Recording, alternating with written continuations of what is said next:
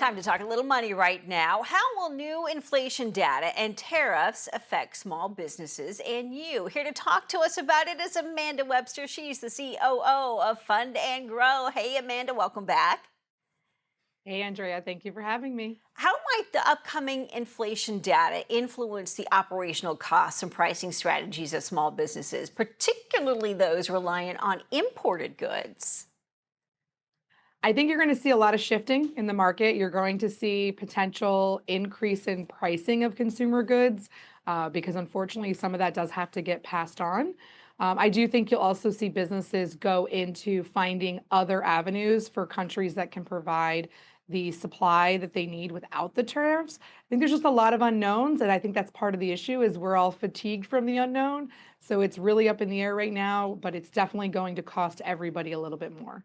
With rising inflation and potential tariff increases, how do you anticipate consumer spending habits changing, especially for non-essential goods and services? I know some of the popular low-end clothing and services websites are already kind of feeling a bit of a pain and a pinch.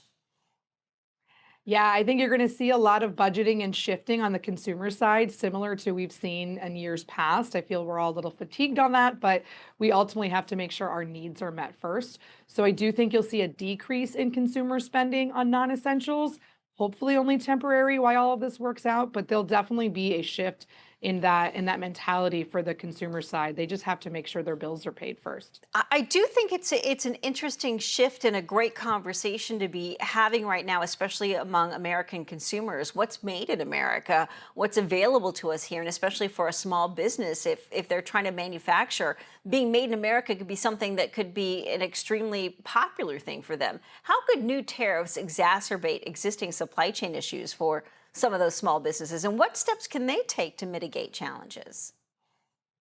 I think the global, climate right now is you need to find suppliers that are local. You need to find people that are here to eliminate that uncertainty.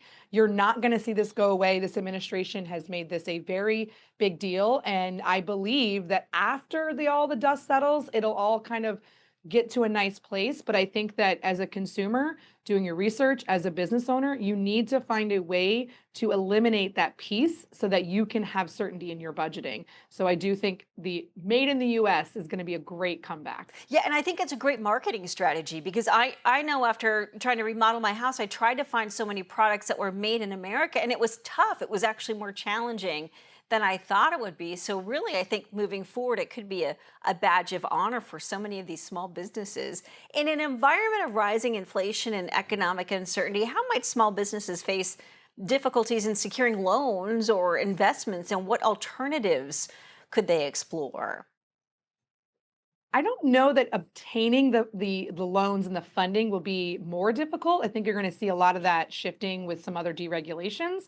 But I think the bigger question that business owners need to have is, do they have a plan B to ensure they can pay back that funding? They can pay back those loans or those investments into their company. So I think they need to think more long term and have multiple kind of avenues to go down. So I think it's more of diversifying their funding options more than the difficulty of obtaining it. And what strategies can small businesses and consumers adopt to remain resilient in the face of what could be persistent inflation and potential tariff-related economic pressures?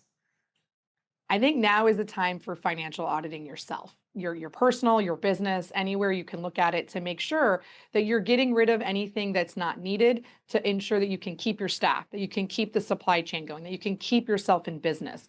Consumer side, same thing, budgeting and making a financial audit so you can be solvent and fiscal during this shift, I think will be essential for everybody. And I also think it's just a great thing to do anyways as a business owner. But I think if you haven't done it recently, go ahead and redo it. Yeah, and I think what we're seeing now with Doge in Washington, D.C., it's bringing so much attention to that financial audit. Why haven't we done it before? Why don't we do it more going forward? And it's a great example for small businesses to take a page from that to see where they can trim things up. Definitely some growing pains going forward, but anytime change happens, that's what we experience, especially in the marketplace. Amanda, always good to see you. For more information on how to earn and use business credit, you can go to fundandgrow.com. You can also head to our website, dailyflashshow.com. We've got all our current and past interviews with Amanda right there on our website page, dailyflashshow.com. Stay with us. More coming up right after this.